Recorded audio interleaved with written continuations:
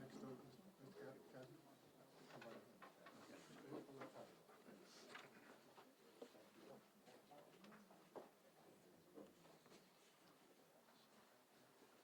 Go ahead, Chief. All right.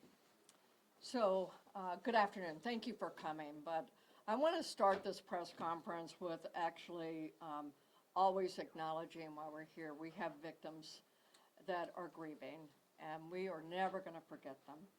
And so I know that people are still going through the drama and will continue to do so. But our hearts and our prayers truly do go out to everyone who is suffering in our community, but particularly victims. I do want to thank my mayor, Mayor LaToya Cantrell, for her absolute unwavering support in our efforts to strengthen public safety. Her leadership has been vital in moving this particular initiative, what I'm about to announce to you, moving it forward. I'm also deeply grateful to the Police and Justice Foundation for funding this partnership. Their commitment to public safety and to the future of our city has made this collaboration possible. I want to personally thank our city council, all of our city council, and the community. And I assure you that I am committed to remain transparent with clear communication and accountability. Today, I am honored to announce that Commissioner Bill Bratton has joined the New Orleans Police Department as a security consultant. Commissioner Bratton is a renowned security expert. He is uniquely qualified as the fact that he's been the commissioner of New York City twice and the chief of police of Los Angeles, the two largest cities in our country. Globally, he has advised governments and organizations on counterterrorism, urban safety, and major event security, making him truly one of the world's leading authorities on public safety. Commissioner Bratton's unparalleled expertise in urban crime prevention will ensure that we take every possible step to strengthen our defenses. This partnership with Commissioner Bratton is a clear demonstration of our commitment to making New Orleans a safer place for all and a clear path forward. With that, I'd like to bring to the podium my mayor, the Honorable Mayor LaToya Cantrell. Thank you, Chief. Thank you. Well, good afternoon once again, and thank you all for being here.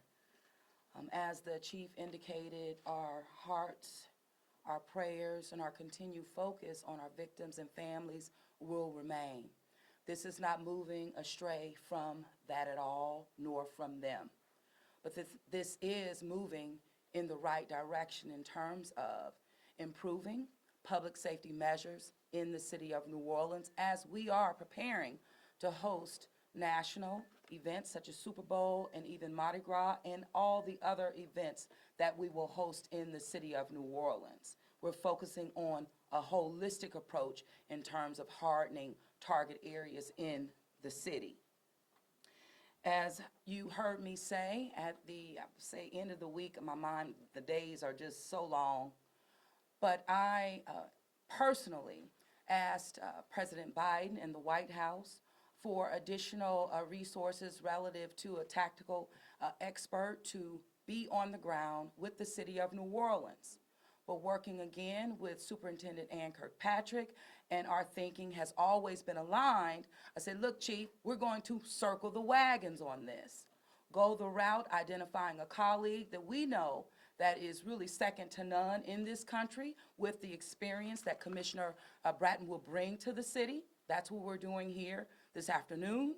But also on tomorrow, we will also be welcoming federal experts from DHS, as well as the Federal Protective Services, who will be here in the city looking and working in collaboration, not only with what we're announcing today, but looking at Mardi Gras, looking at the Super Bowl, and recommendations that will come from this that we can live with, that we can embed the days and really years to come. But in short order, we're looking at Super Bowl, we're looking at Mardi Gras.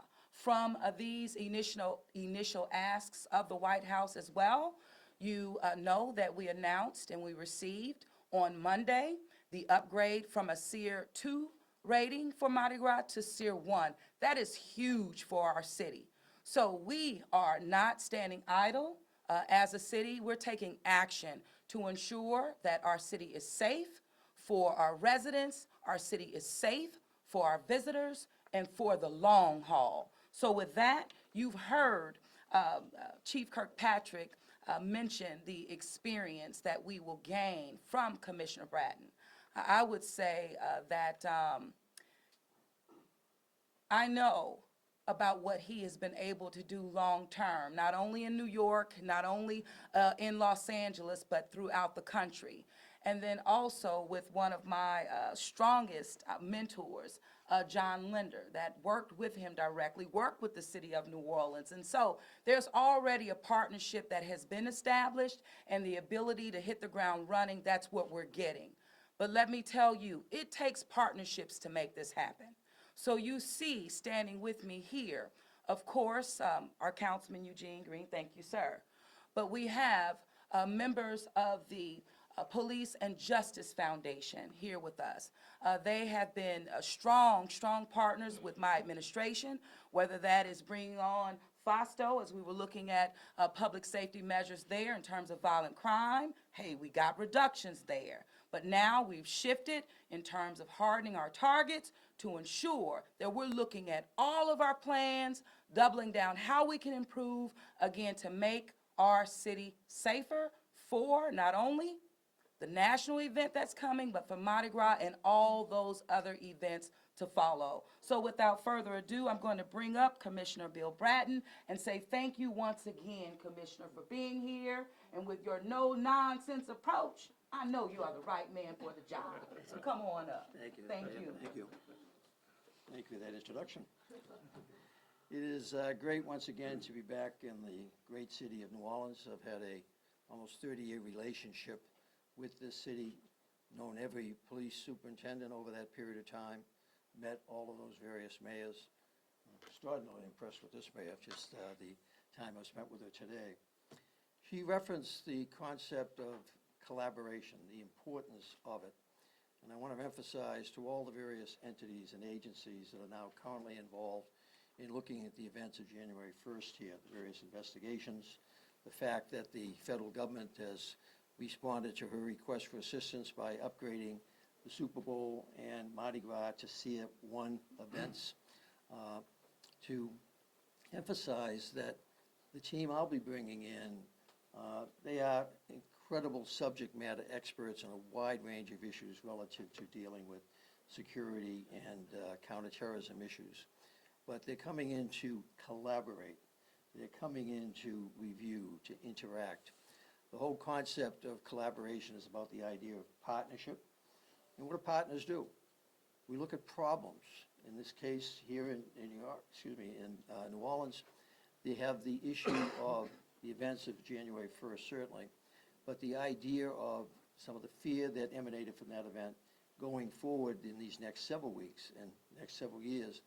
How can we identify problems that need to be addressed, new ones that arose out of that event, in the area of counterterrorism, the area of terrorism threat that's constantly evolving and changing, that paradigm is constantly morphing in new directions. So the idea is a learning experience here, but that learning experience is then focused on prevention, preventing anything like that from happening again, as well as new forms of terrorism or disturbance or crime that might evolve. The 3 Ps, partnership, problem solving, those partners working together, and that, if you will, force magnification focused on prevention. So I and my team at the company Teneo, that I run their Teneo Risk Division. Teneo is a CEO advisory firm based and headquartered out of New York, 2,000 people around the world. I run the Risk Division looking at certainly cybercrime, looking at terrorism issues. And I was quite pleased when the chief reached out to me, and you have an extraordinary chief here. I've known her more from a distance over the years, but she's extraordinary, and I've enjoyed the opportunity in many conversations over the last several days, and in terms of today, spending time with her. We've just come out of a 2.5-hour initial briefing on Mardi Gras, Super Bowl, what's being done. And my team, some members of my team will be in here beginning next week to start adding our influence, our thoughts, our ideas to the many ideas that have already been generated. A lot of extraordinary planning. I was very impressed with what I was exposed to over the last couple of hours in terms of what has been done up to now for Super Bowl and for Mardi Gras. God knows you certainly have a lot of experience with Mardi Gras. You've been doing them for a long time. And coming out of New York and LA, where I'm very used to large-scale events, you have a unique set of events down here, and it has a unique set of challenges.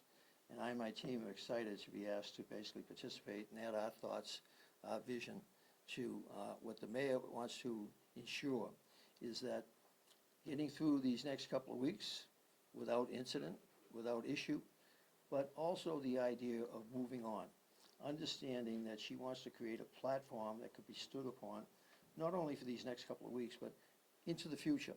The idea of, like an accordion, the ability to expand it or contract it, depending on what's happening at any point in time. Understanding that, unfortunately, in the world of the 21st century, the issue of terrorism is constantly changing. We thought we pretty much had ISIS and Al-Qaeda knocked down. And we've seen that events here, apparently ISIS inspired. ISIS is once again so different from Al-Qaeda because they understood in the 21st century the secret of terrorism was the ability to use the internet, the ability to inspire. They didn't have to be here. They didn't have to send teams here. They could inspire. And they've been unfortunately successful as they apparently were on January 1st. So part of this effort is to effectively create in New Orleans a capability to keep expanding with the constantly changing paradigm. So I and my team that I'm bringing in, and they'll be introduce you at some point in time, I've attempted in the couple of days that I've been working with the chief to put together a group that's very diversified in the sense of being able to meet the very diversified set of security concerns in the city. You've got crowd management, you've got crowd control, you have traffic issues, you have potential terrorism concerns, you have some traditional crime concerns, and the idea is to create a set of initiatives to ultimately prevent the unexpected, prevent the potential expected, and I think that capability is going to be effectively created. And I really want to thank the mayor, the foundation behind me, John Casman and others. John Casman and I have been dealing with each other since the 1990s. He was one of the, when I was running CompStat in New York City, he came up in 1994. That's right. And was at one of the first CompStat sessions, and he's the one that Mayor brought John Linda to New Orleans for the first time with Jack Maple, and brought Fausto. That's it. Now you brought Bratton. We're all here. Yeah, we're all here. There's something about New York that you just keep pulling us in. So it's in any event, I am so pleased to be here. Very excited about this engagement and assignment, and want to thank again the mayor, the chief, and the foundation for that. And we'll look forward to meeting more of the council members also, sir, that going forward. This is going to be a collaborative effort. We're not here to step on anybody's toes.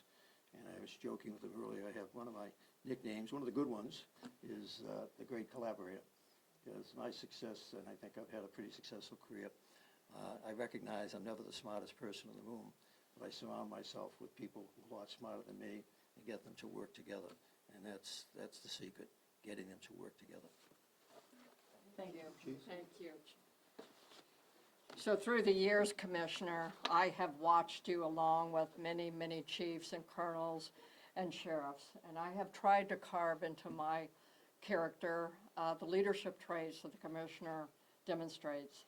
I have tried to be sure that I too work as a partner and collaborative. I also have tried to model and to carve into my life what steady, clear-minded, understanding path forward leadership. So thank you, Commissioner, very much for being the leader that so many of us want to be like. I now want to bring forward Mr. John Casbon. He's been a great friend to this police department, but he is also one of the founders of the Police and Justice Foundation. And I'd like to ask that you come and have a few words for us, John.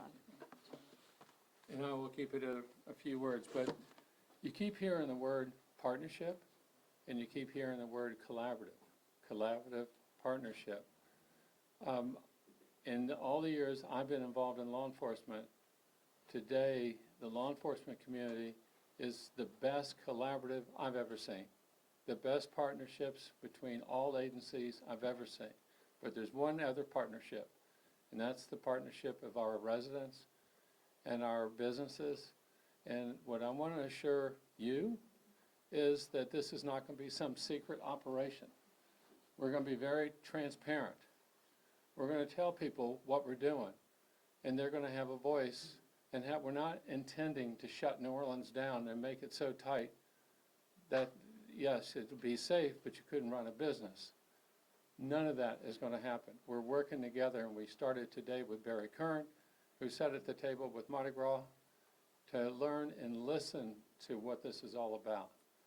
So I'm proud of this city. I love this city, and it's worth fighting for, believe me. And we've got a great plan, a great strategy in front of us, and let's have a great Mardi Gras. Let's have a great Super Bowl, and afterwards, we will have, the collaboration is going to continue. So we make New Orleans a safer place to live. Thank you. Thank you, John. Yeah. Okay, we'll take questions. We'll start with Katie over here, and we'll end over here.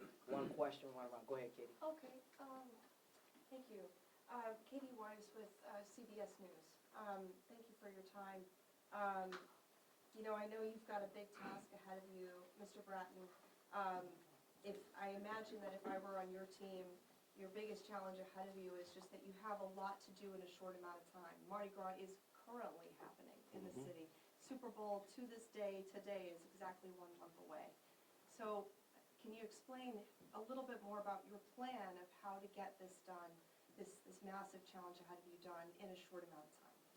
One, the team that has been selected for this has a broad range of experience, as you might expect, particularly the New York people I'll be bringing in from a chief of department, 2 of the top counterterrorism experts in the country, including one we nicknamed the engineer because he's probably the smartest person in America on the issue of bollards and barriers. So that there's a lot of experience. They're quick learners, quick assimilators of information. I was very impressed with the presentations I've had over the last several hours about the work that's already been done. You've been doing Mardi Gras for years here, largely without incident until this most recent event, which had nothing to do with Mardi Gras actually, but was in the area. And so the expertise is already here.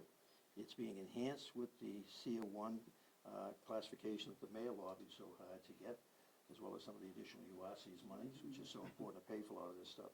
No, it is a huge challenge, and I'm somebody who likes challenge, and I've got a team of people.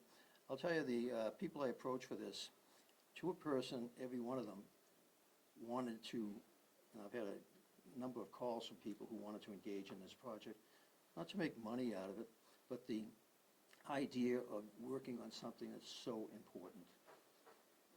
This city is one of America's icons.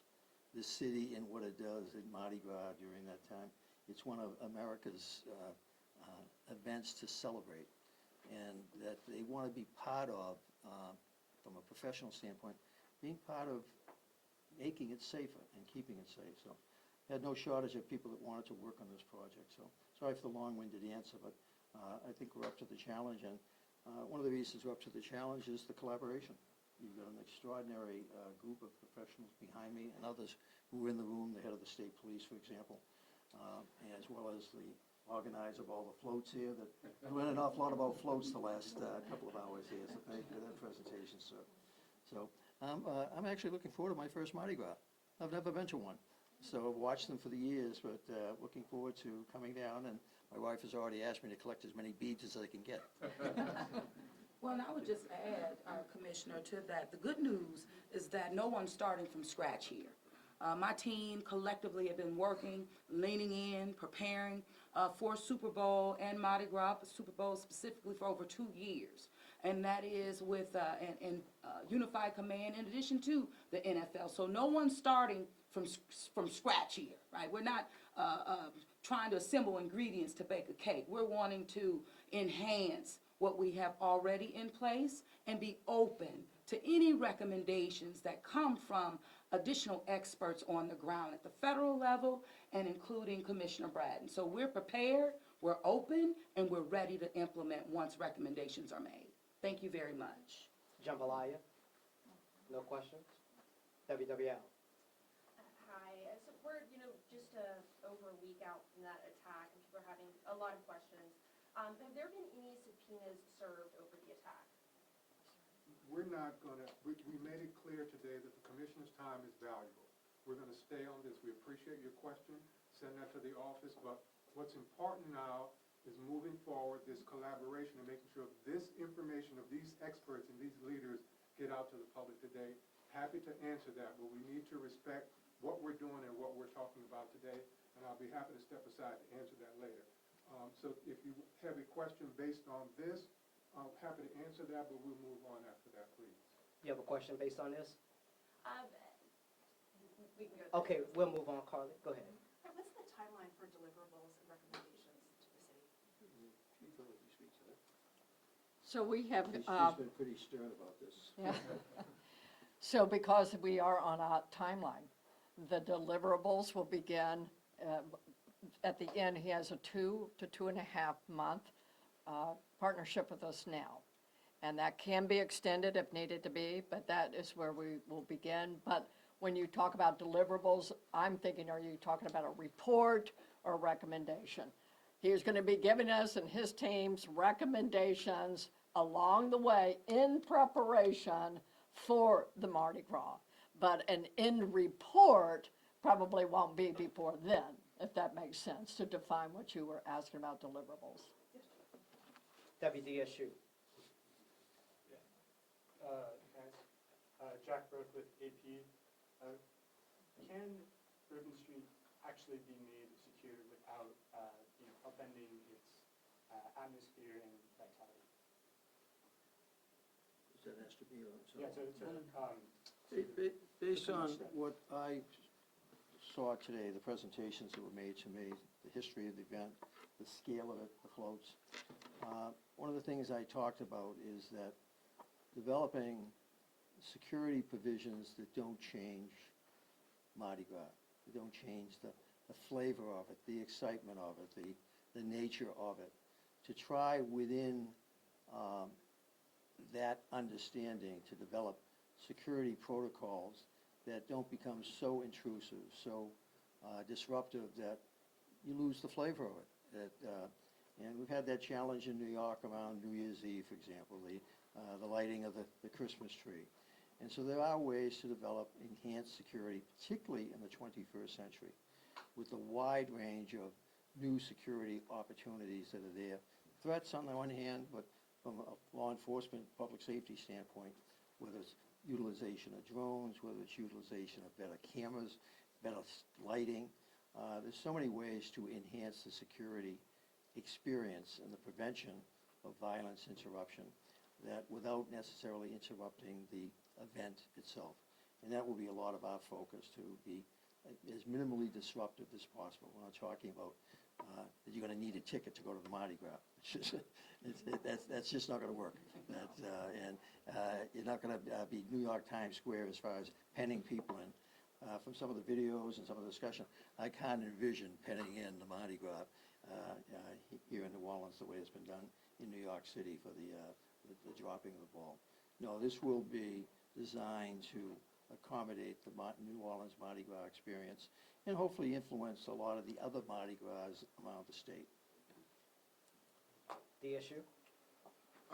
Are there any gaps you can identify right off the back? I know you just got here, and as far as the assessment goes, how long would that assessment take? understanding, we've been talking since Saturday, so just 4 or 5 days. No, in terms of what I've been impressed with is what the mayor has talked about, that there's quite obviously been an extraordinary amount of planning that's gone into both the Super Bowl event.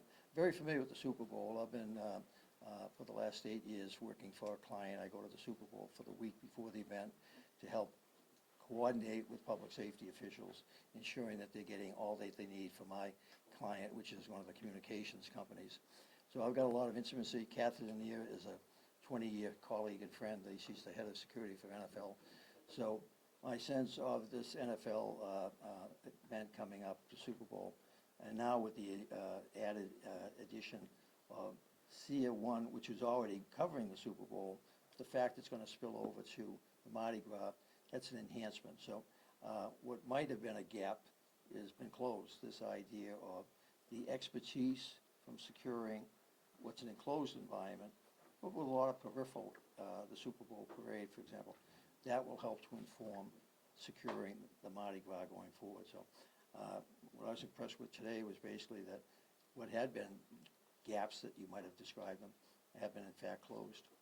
And how long would the assessment take? Do you have a timeline for that? The assessment, as the chief has laid it out, we're talking approximately a 3-month period of time to, one, witness the events, offer thoughts as they're going along and developing, and at the same time, looking for a report, if you will, at the end, which will incorporate an after-action review of the events of January 1st. That will be informed by a lot of the investigations that are being underway. But the idea is, and this is the mayor's vision, and the chief's, they want something that is not just for these 2 events in 2025. This is to inform and help to shape the paradigm as it goes forward. Because you're a city that's doing this all the time. This isn't once a year that you have a party down here. That's why do people come to New Orleans? They want to come down and have a good time. Why? Because good times are happening all the time. Gino? Mr. Bratton, this is probably going to go to you as well.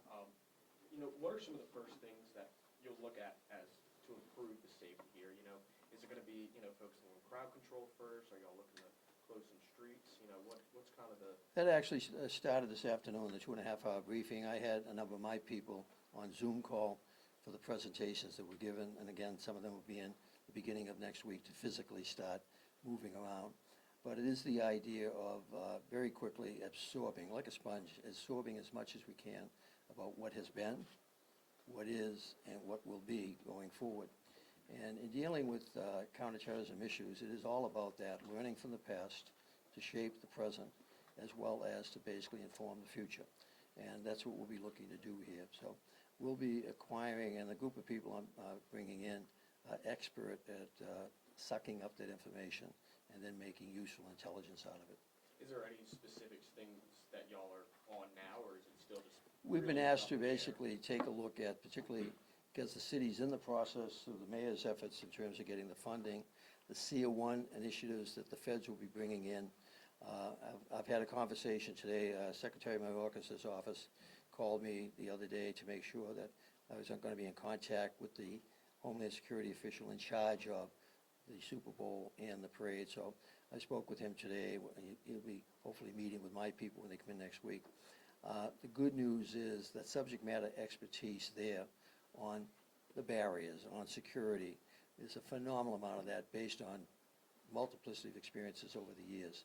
So that's a great head start, particularly in that it's never been used for the Mardi Gras. So you're really getting a double header, if you will. You get the Super Bowl, now you're going to have that experience carry over.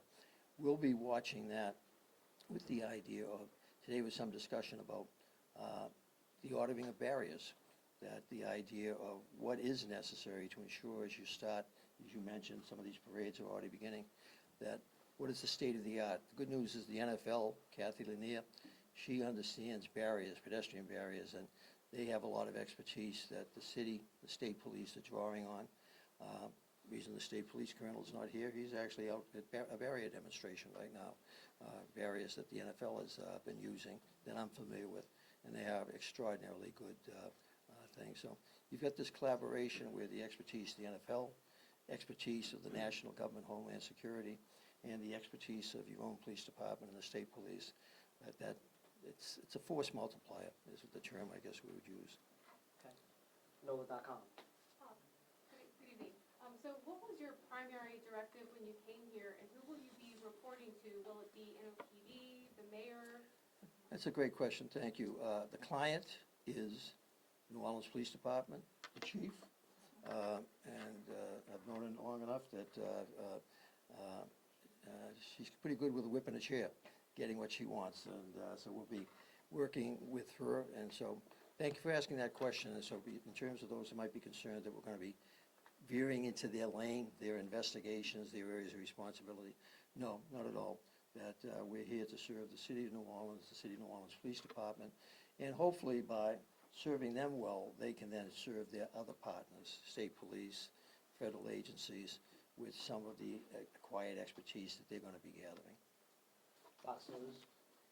Hi, so how long will your team be working with the NOPD? And I know we've been talking about possible permanent changes we could see going in for future events, and what would that look like once your team leaves? Would the NOPD would then have to get the resources themselves then? How would that kind of work? What would that look like? The contract that we're finalizing and signing is for approximately a 3-month period. That's, you've got January, February, March to get through the events, come in with an after-action report in a timely fashion after that. And as far as going beyond that, that would ultimately be up to the needs of the chief, the mayor, and the willingness of the police foundation to support that effort. And we'd certainly be interested in engaging going forward on some of the implementation aspects of it. But right now, the focus is on those 3 months. Last question goes to Fox 8. Any price tag right now for the contract? I know we haven't signed. That's being finalized. I'll basically, and I will be comfortable if the foundation is at some point in time disclosing that amount. I'm not, it's something I think needs to remain a secret. But what we've also committed to the mayor is the idea, as to use her expression, transparency. To have as much transparency as possible with you, with certainly the city council, with the public, and something I'm pretty well known for, that I think if you talk with your media colleagues in the cities I've worked in, I'm pretty accessible and really believe in transparency to as great a degree as possible. So I think that's something where the mayor and the chief and I will get along very well, and the idea of not doing this in secret, or having a secret report, that basically try as much as possible to be open about what we're doing and where we're doing it and when we're doing it. Okay, thank you all for coming out. We appreciate it. Thank you.